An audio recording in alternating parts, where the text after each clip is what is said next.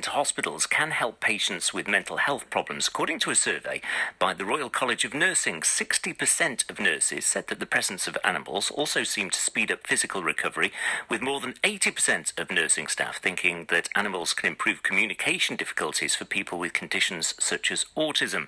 A further 82% also said that animals encourage patients to be more physically active, whilst nearly 60% said just the presence of animals seemed to speed physical recovery. So can just being with animals actually improve our well-being? And why do animals have this effect on us? Well, Dan McCormack's from Stockport. He joins us with his dog Scamp, who helped him after he had a brain injury some time ago. And Suzanne Guest is an occupational psychologist who's alongside him. Thank you very much. You have made my day, first of all, Dan. It's not very often we get dogs in the studio, so that's brought a smile to my face. Suzanne, why do dogs and pets have this effect on us? Well, I think one of the big things about animals is they're just not judgmental. So a dog doesn't care whether or not you've put your makeup on. A dog doesn't care whether or not you can't get your words out that day. Dogs don't care if you're not feeling that well and, you know, maybe not got as much energy. They're just totally non-judgmental. And I think the other thing is about having purpose to a day. So, you know, dogs need feeding, they need walking. They're a good motivation for somebody to get up in the morning and get the dog fed and get outside as well, because they have to go outside and walk the dog. It's an interesting one, isn't it? Because would you say to a patient, therefore, if they're recovering, would you say, you know, why do you think about getting a dog? Is it something that you'd consider?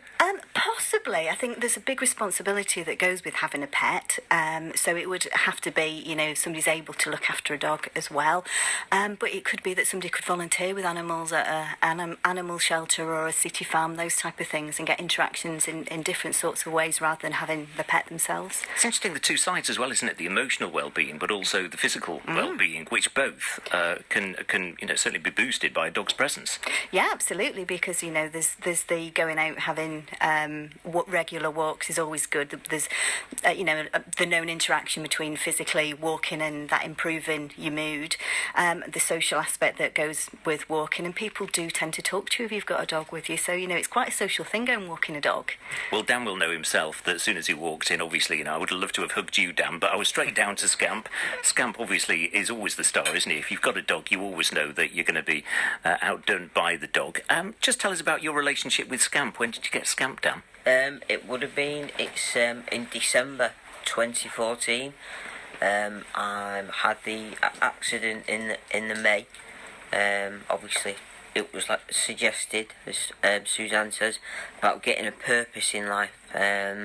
Unfortunately, after the injury, I became a bit of a recluse, and I found it difficult to get back out into the open world after I came out of hospital.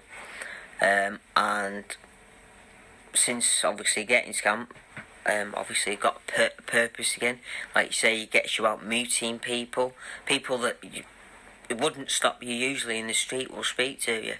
I mean, Scamp is just adorable. We were trying to work out earlier, what sort of dog is he? Is he a cross? He's a cross between a Norfolk Terrier, Russell Terrier, Shih Tzu, mix. He's got a little bit of everything in there. He's a bit of a Heinz 57 job, yeah.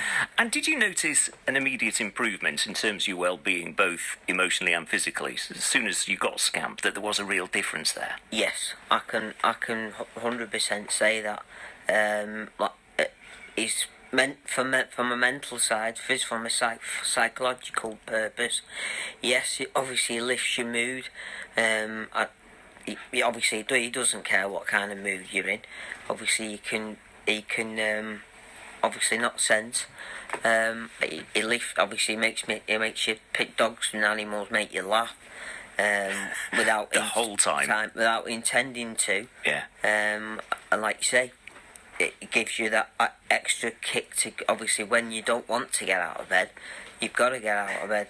He's currently under the desk having a little sniff around. Don't blame you, Scamp. You have a good sniff. You're not going to find any chocolates here, I have to say, with the gannets round here. Good Christmas with Scamp. Did he get presents? It was. Obviously, Scamp gets the more as usual. as he does at any time of the year. It doesn't have to be Christmas, but no, it was very nice.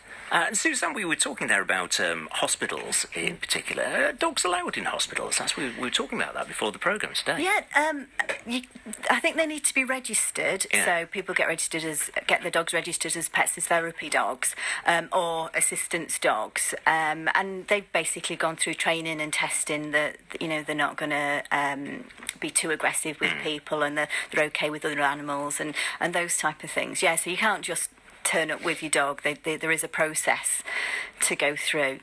Yeah. Well, it's great to see you this morning, Dan. Thank you for ringing Scamp in as well. Lovely to see you as well, Suzanne.